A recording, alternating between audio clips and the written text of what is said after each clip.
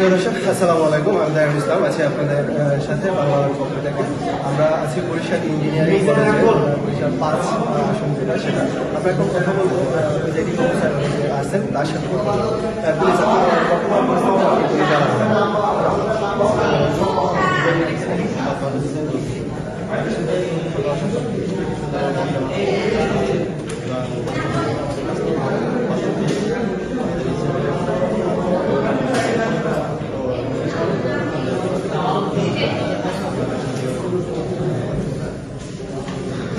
আপনারা দেখলেন আমরা এই মুহূর্তে কথা বললাম প্রিজাইডিং অফিসারের সাথে।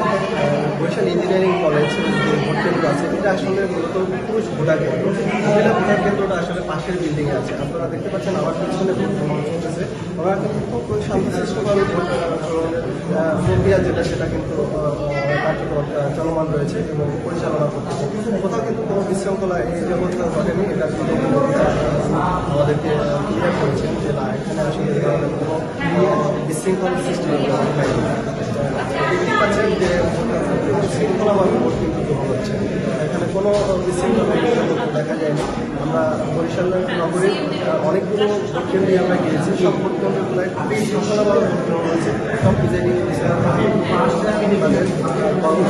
তাদের যে দক্ষতা সম্পূর্ণভাবে তারা কিন্তু প্রয়োগ করে এটা কিন্তু শৃঙ্খলাভাবে পালন করতেছেন তাদের দায়িত্বটা।